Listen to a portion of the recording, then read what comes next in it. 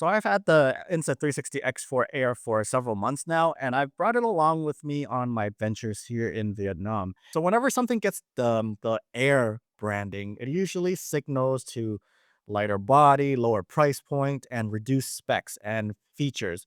And it's usually targeted towards the more casual users. And just because it's branded as Air does not mean that it's a less worthy of a camera. So in today's video, I'm going to share with you guys what I like about this camera and what I don't like about this camera, and share with you guys whether or not you should pick up this 360 camera. Look at this. This is such a good looking camera. Look at how pretty this camera is, everybody.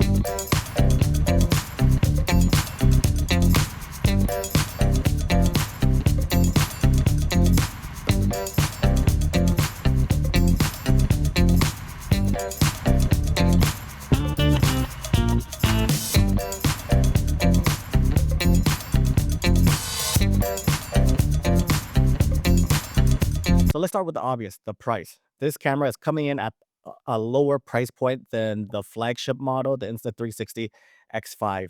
It's currently at $399, whereas the X5 is at $549. There are some things in this camera that have some compromises to get it down to this lower price point. But I'm going to leave it up to you to decide whether or not you think it's worth it. First thing they did to lower the price point was the sensor size. So the X4 Air sensor is smaller. The X4 Air is 1 over 1.8 of an inch, and the X5 is 1 over 1.28 of an inch.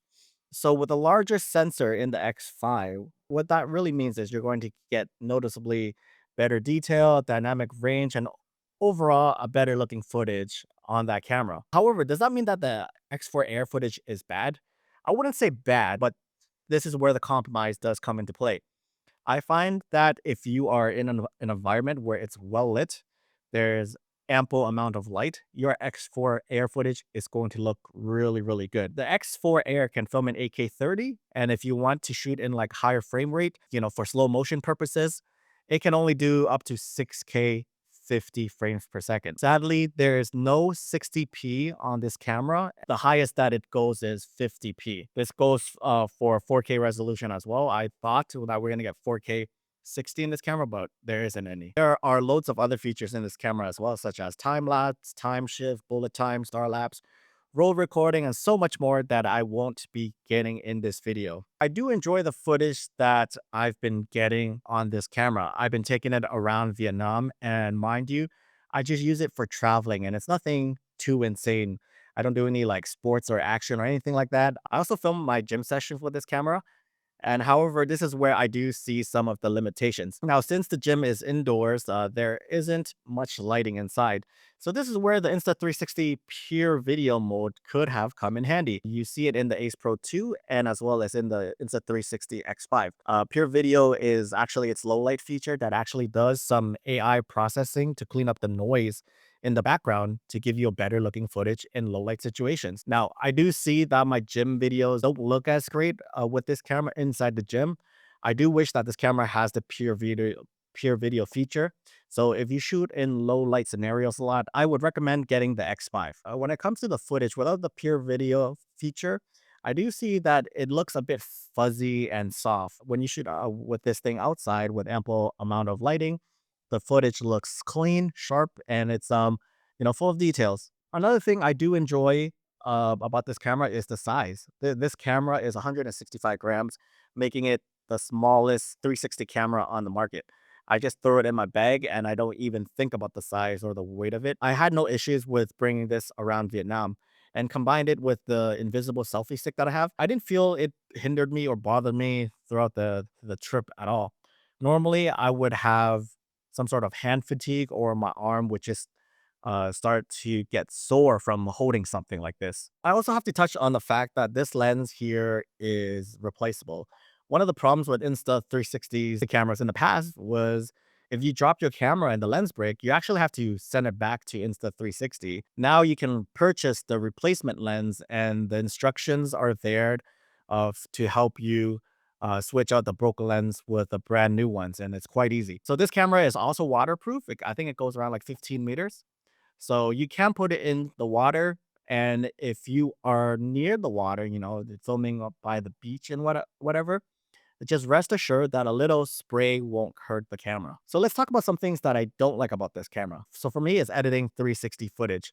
It's still a pain. So you still have to like cull the footage if you film a lot of stuff and it's long. You actually have to sit through it and look for the best part. And I find that the Insta360 desktop to be very minimal. It works fine, but it's not as user friendly and as featured heavy as something like the smartphone app.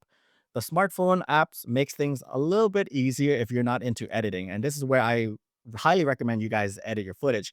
What I normally do is just connect the camera with the app and scrub through my footage, and if it's something a bit more complicated, you can select a bunch of clips together and have Insta360 and their AI create a video out of those clips that you selected. Now, another thing that I don't like is that there is no 4K 60 or anything like that for this camera. So you don't have the opportunity to slow down your footage and do some slow motion shots with this camera, because the highest it goes is like, 4K 50 or 6K 50. So at this price point, do I think it's a good option? I think so. Like if you're someone who doesn't need the pure video, the frame rate, and you're looking to save some money, I think this camera will be great for like a majority of users. However, if you're someone that films in low light scenarios a lot or needs that 4K 60, you should definitely just get the X5. Now, over the past few months with this camera, I enjoyed taking this camera everywhere. I took it to Halong Bay, I took it to Da Nang, and now in Ho Chi Minh City. And I've been happy with the results that I've been getting with this tiny 360 camera. Anyways, what are your thoughts on this camera? If you're interested, I'll leave the links down in the description below, and consider subscribing for more content like this, where I do camera reviews, lens review, and so much more. And that is it for me, guys. Thanks.